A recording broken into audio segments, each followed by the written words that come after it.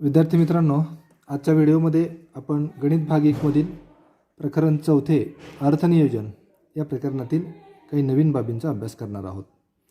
यामध्ये व्यवसाय साखळीतील जीएसटी, नेमकं व्यवसाय साखळीमध्ये जीएसटी कसा काउंट केला जातो, कसा वसूल केला जातो किंवा कसा जीएसटी भरला जातो या बाबीची चर्चा आज आपण इथे करणार आहोत। पहा, सर्वसामान्यपणे एखादी व्यवसाय साखळी आपल्या समोर या ठिकाणी लिहिलेली आहे। एखादी वस्तू ज्यावेळेस उत्पादकाकडून ग्राहकापर्यंत जाते तोपर्यंत 3 वेळेस त्या वस्तूचा व्यवहार होतो। पहा कसा ते, तर एखादी वस्तू उत्पादकानं तयार केलेली आहे। उत्पादकानं तयार केलेली वस्तू सर्वप्रथम घाऊक व्यापारी, ज्याला आपण होलसेलर असं म्हणतो, किंवा डिस्ट्रीब्युटर वितरक यांच्याकडे पोहोचते, म्हणजे हे घेतात। तर ज्यावेळेस हे घाऊक व्यापारी किंवा वितरक उत्पादकाकडून ती वस्तू खरेदी करतात त्यावेळेस खरेदी करत असताना जीएसटी हा उत्पादकाकडे हे देतात आणि उत्पादक तो जीएसटी शासनाकडे भरतो। मग त्याच्यामध्ये सीजीएसटी आणि एचजीएसटी दोन्हीचा समावेश असतो। ज्यावेळेस आपण जीएसटी असा उल्लेख करतो तो जीएसटी म्हणजे सीजीएसटी आणि एचजीएसटी हे दोन्ही होतात। यानंतर घाऊक व्यापारी ती वस्तू ज्यावेळेस किरकोळ व्यापाऱ्याला विकतो त्यावेळेस विक्री करत असताना हा जीएसटी किरकोळ व्यापारी घाऊक व्यापाऱ्याला तो जीएसटी देतो। या ठिकाणी जो जीएसटी या वितरकानं किंवा घाऊक व्यापाऱ्यानं किरकोळ व्यापाऱ्याकडनं कलेक्ट केलेला आहे, घेतलेला आहे। आता सुरुवातीला काही जीएसटी यानं उत्पादकाकडे भरलेला आहे। जो जीएसटी यानं उत्पादकाकडे भरलेला आहे म्हणजे खरेदीच्या वेळेसचा जीएसटी, याला सेपरेट नाव आहे, त्याला इनपुट टॅक्स क्रेडिट असं म्हणतात। याला ITC, पहा, इनपुट टॅक्स क्रेडिट, वस्तू खरेदी करत असतानाचा खरेदीच्या वेळी भरलेला जीएसटी थोडक्यात।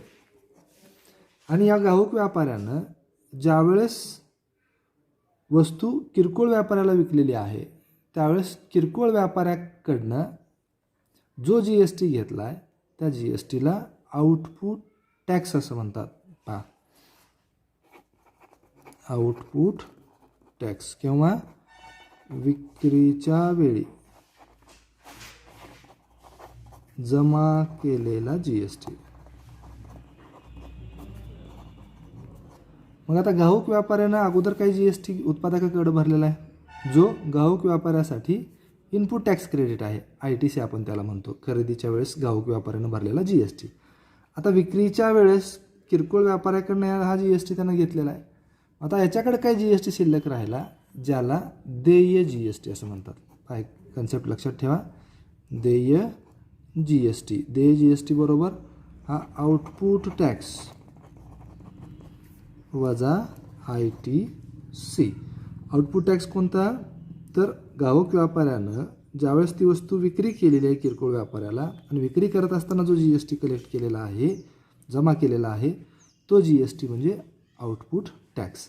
आणि याच व्यापाऱ्यानं म्हणजे घाऊक व्यापाऱ्यानं उत्पादकाकडनं वस्तू खरेदी करत असताना जो जीएसटी भरलेला आहे तो जीएसटी म्हणजे घाऊक व्यापाऱ्यासाठीचा इनपुट टॅक्स क्रेडिट। मग आता त्याला निव्वळ देय जीएसटी कोणता, तर आउटपुट टॅक्स वजा input tax credit, ITC, input tax credit. हा देय जीएसटी पुन्हा एकदा तो म्हणजे शासनाकडं भरतो। आता या ठिकाणी हा उत्पादक समजा जीएसटी धारक आहे, घाऊक व्यापारी जीएसटी धारक आहे, किरकोळ व्यापारी जीएसटी धारक आहे, जीएसटी आयडेंटिफिकेशन नंबर।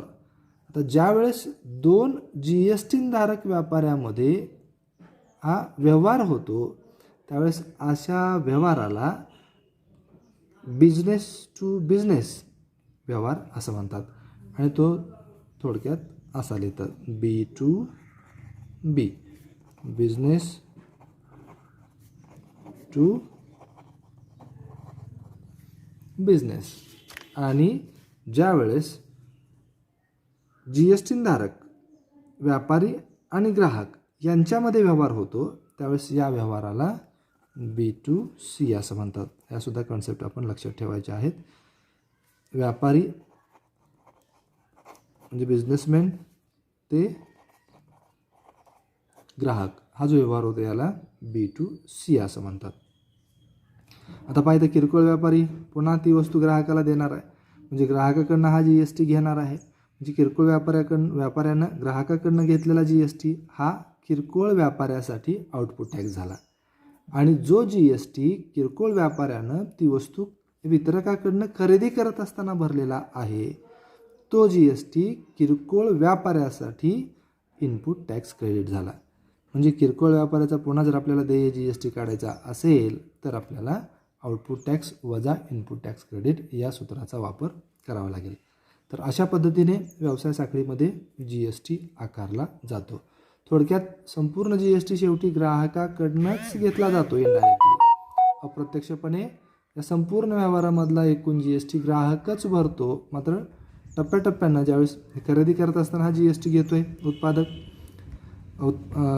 घाऊक व्यापारी GST भरतोय, उत्पादक तो GST शासनाला भरतोय. तर घाऊक व्यापारी विक्री करत असताना स्वतःचा फायदा ॲड करून त्याच्यावर GST लागू करतोय, त्याच्यावर GST काउंट करतोय. म्हणजे किरकोळ व्यापारी घाऊक व्यापारी किरकोळ व्यापाऱ्याकडनं GST घेतोय, ज्याला आउटपुट टॅक्स असं म्हणतात. मग हा आउटपुट टॅक्स त्यानं भरलेल्या टॅक्सपेक्षा GSTपेक्षा म्हणजे इनपुट टॅक्स क्रेडिटपेक्षा जास्त असणार आहे. आणि त्या दोन्हीतला जो फरक असतो तो पुन्हा निव्वळ देय GST असतो, जो घाऊक व्यापारी शासनाला भरतो. तर अशा पद्धतीनं GSTची आकारणी ही व्यवसाय साखळीमध्ये केली जाते. आता यावरची काही उदाहरणं आपण ज्यावेळेस सोडवू त्यावेळेस आपल्याला या कॉन्सेप्ट अधिक चांगल्या पद्धतीनं समजतील. आता आपण सराव संच 4.2 मधील उदाहरणं सोडवणार आहोत. या सराव संचापूर्वी काही उदाहरणं आपल्याला पाठ्यपुस्तकामध्ये सोडवून दिलेली आहेत. तेही उदाहरणं आपण आपल्या वहीमध्ये सोडवायची आहेत. पहिलं उदाहरण आहे, चेतना स्टोअर्सने 1 जुलै 2017 ते 31 जुलै 2017 या कालावधीत केलेल्या खरेदीवर रुपये 1,05,000 GST दिला व विक्री कर रुपये 1,22,500 GST गोळा केला विक्रीवर.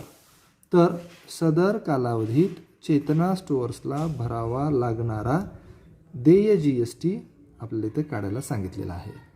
आता या ठिकाणी चेतना स्टोअर्सनं खरेदीच्या वेळी भरलेला किंवा दिलेला GST हा या ठिकाणी 1,05,000 रुपये आहे. या ठिकाणी आपण लिहूया, येथे चेतना स्टोअर्सने खरेदीच्या वेळी दिलेला GST बरोबर रुपये 1,05,000. या GSTलाच आपण इनपुट टॅक्स क्रेडिट म्हणतो.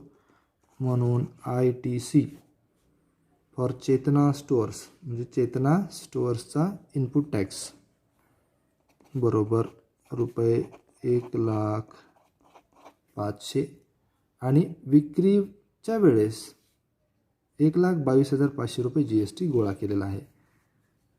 आणि विक्रीवर रुपये 1,22,500 GST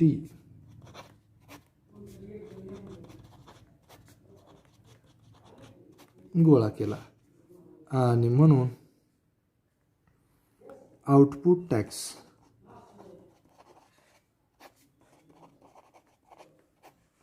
बरोबर रुपये 1,22,500. तर म्हणून देय GST बरोबर देय GST चेतना स्टोअर्सचा देय GST बरोबर आउटपुट टॅक्स वजा input tax credit ITC. Output tax पहा किती आहे, 1,22,500 वजा 1,05,000 बरोबर रुपये 22,00,000. म्हणून चेतना स्टोअर्सला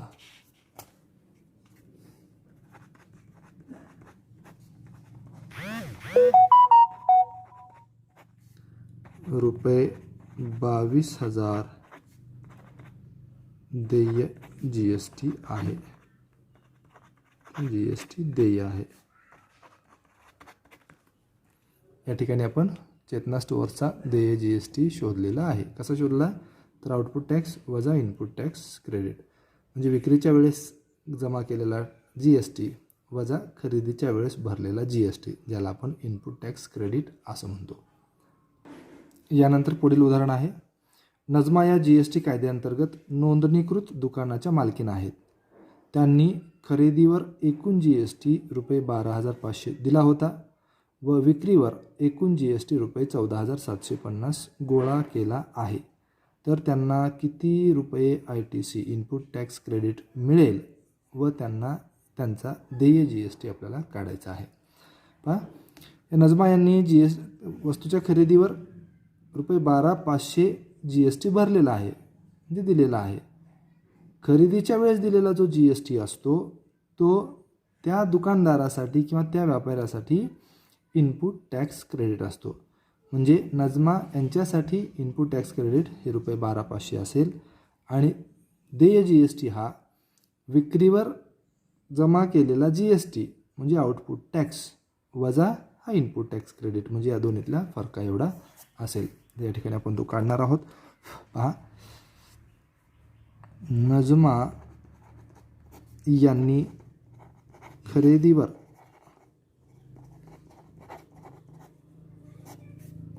दिलेला GST, हे GST असं लिहा किंवा मराठीमध्ये GST असं लिहा, बरोबर रुपये 12,500. म्हणून नजमा यांच्यासाठी इनपुट टॅक्स क्रेडिट ITC बरोबर रुपये 12,500. आता नजमा यांनी विक्रीवर रुपये 14,750 GST गोळा केलेला आहे. विक्रीवर गोळा केलेला GST बरोबर रुपये 14,750 आणि म्हणून नजमा यांच्यासाठी आउटपुट टॅक्स, हे इंग्रजी शब्द आहेत पण आपल्याला मराठीमध्ये लिहावे लागतात.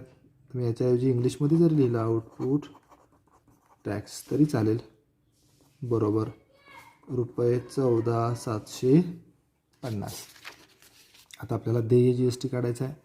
आता देय GST बरोबर आउटपुट टॅक्स वजा input tax credit. Output tax पहा किती आहे, तो आहे 14,750. ITC किती आहे 12,500, म्हणजे या दोन्हीतला फरक राहिला 2,250 रुपये. हा नजमा यांच्यासाठीचा देय GST रुपये 2,250 म्हणजे 2,250 रुपये आलेला आहे. तर या ठिकाणी आपण उत्तर लिहूया. नजमा यांना ITC पण काढायचा होता, काढलेला आहे रुपये 12,500 चे input tax credit ITC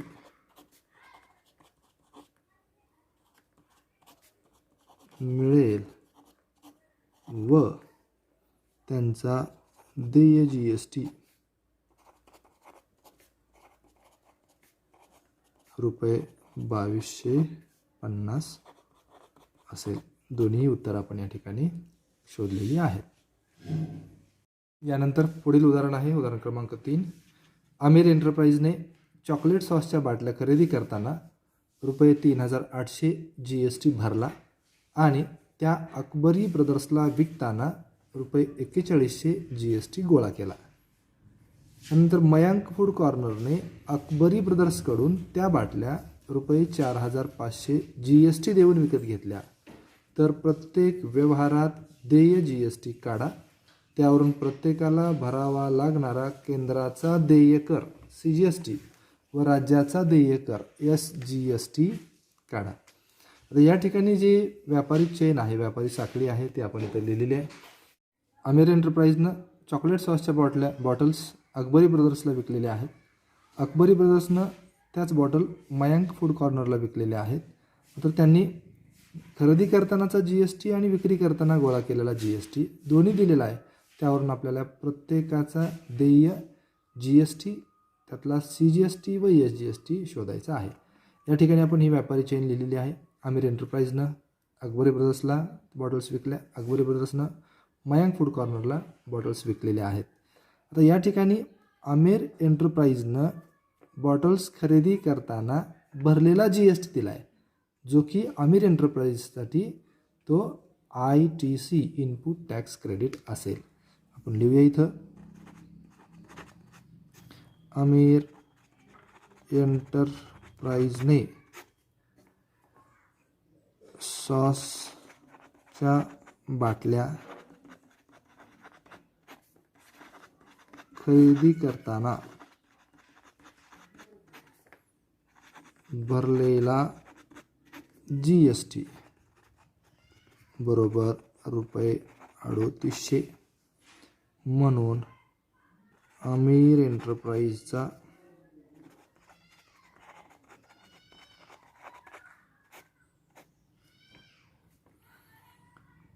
ITC input tax credit बरोबर ₹3800.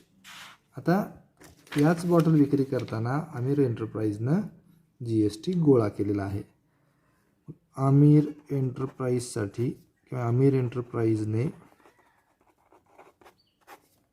बाटल्या, सॉसच्या बाटल्या विकताना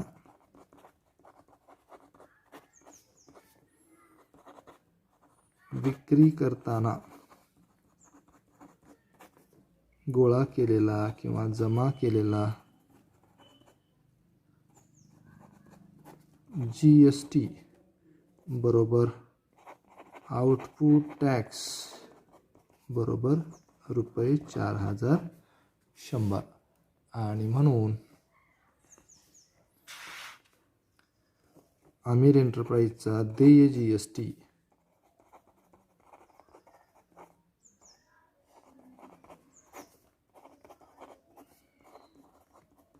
बरोबर आउटपुट टॅक्स वजा इनपुट टॅक्स क्रेडिट ₹4100 वजा ₹3800. दोन्हीतील फरक आला ₹300. हा आमिर एंटरप्राइजचा देय GST आला. आता त्याच्यातला CGST आणि SGST आपण काढूया. म्हणून आमिर एंटरप्राइजचा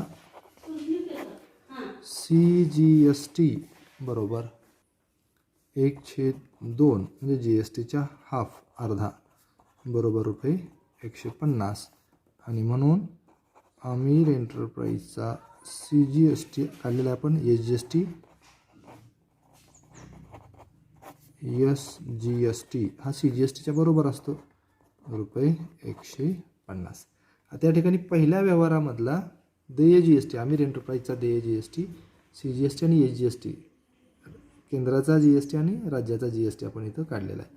आता अकबरी ब्रदर्ससाठी काढणार आहोत. पहा, आता अकबरी ब्रदर्सचा इनपुट टॅक्स क्रेडिट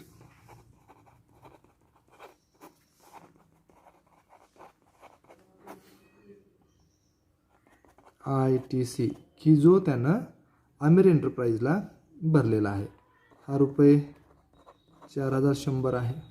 त्यानंतर अकबरी ब्रदर्सचा आउटपुट टॅक्स जो यानं मयांक फूड कॉर्नरकडनं गोळा केलेला आहे, बरोबर पहा किती आहे, ₹4500. आणि म्हणून अकबरी ब्रदर्स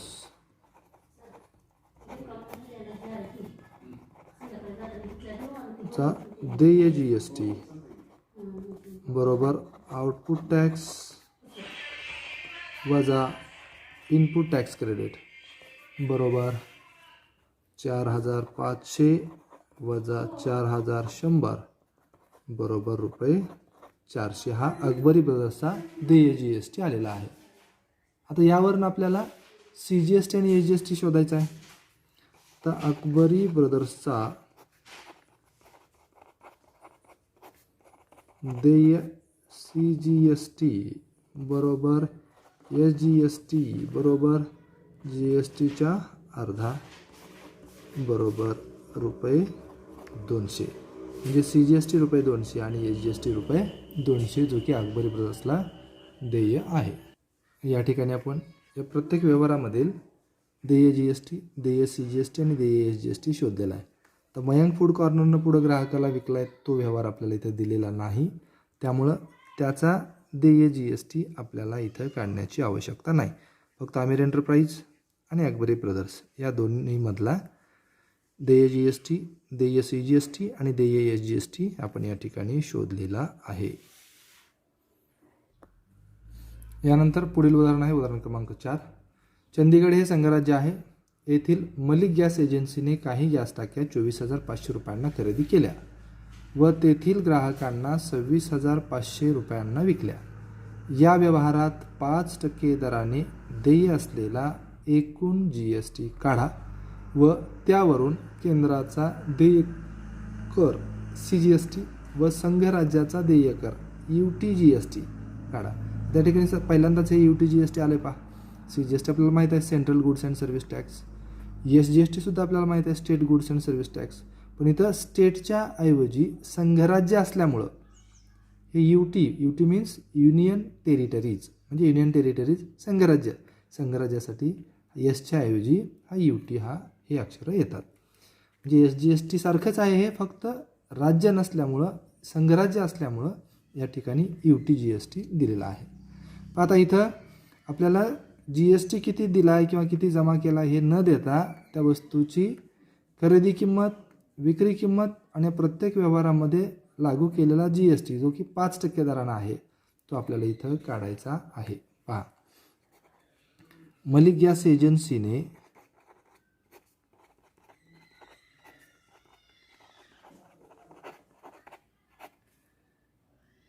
काही गॅस टाक्या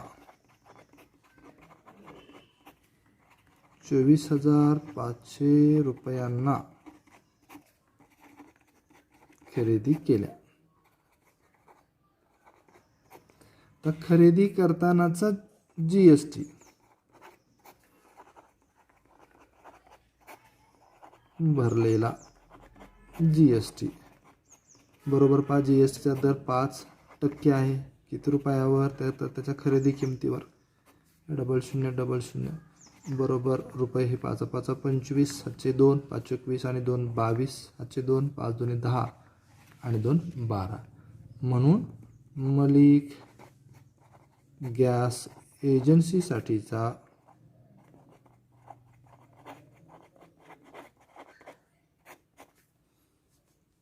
इनपुट टॅक्स क्रेडिट खरेदी करताना दिलेला आहे, म्हणून तो इनपुट टॅक्स क्रेडिटमध्ये येतो रुपये 1225. आता त्याच टाक्या ग्राहकांना 26,500 रुपयांना विकलेल्या आहेत. गॅस टाक्यांची एकूण विक्री किंमत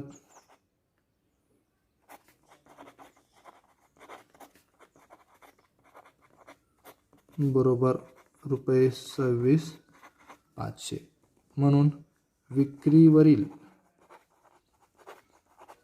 जमा केलेला GST बरोबर दर तोच आहे 5%. विक्री किंमत आहे 26,500. 0000 5 5 25ला 5, 702, 5 30 आणि 2 32, 703, 5 2 10 आणि 3 13 म्हणजे रुपये 1325 हा विक्रीवरील जमा केलेला GST झाला. यालाच आपण आउटपुट टॅक्स असं म्हणतो. मराठीत लिहिलं तरी चालेल. रुपये 1325. आता देय GST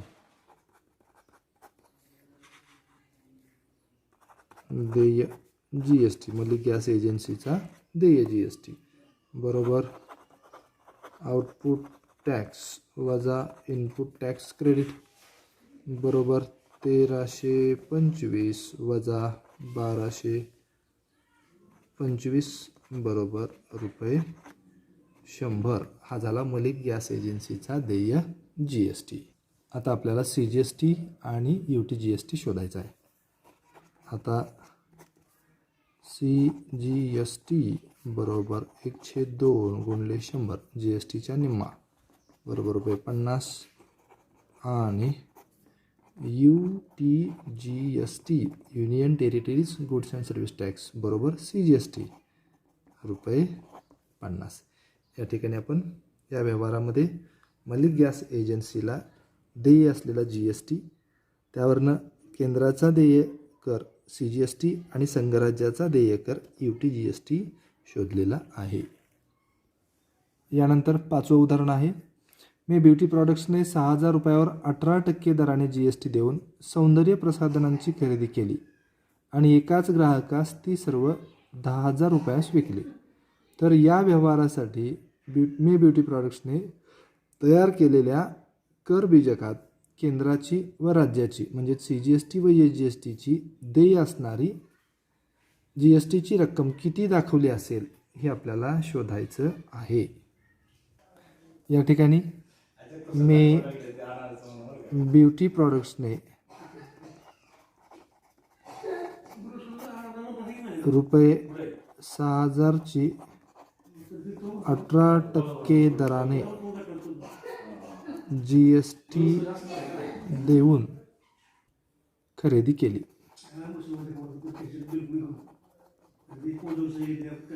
म्हणून ब्युटी प्रॉडक्ट्सचा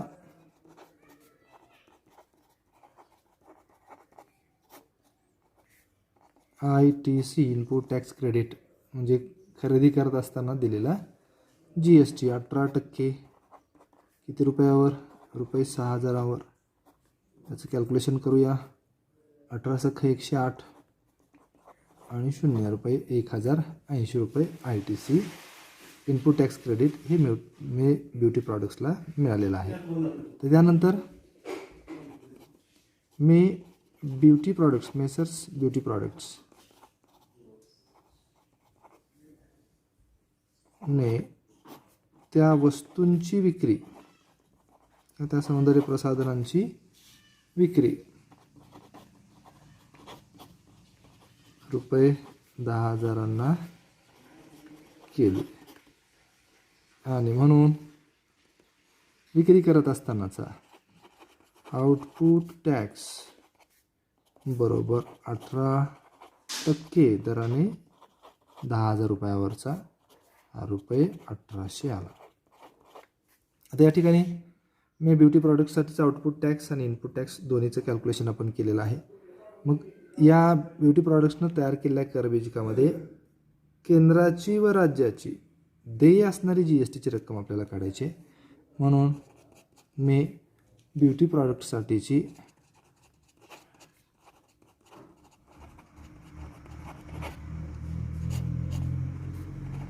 देय GST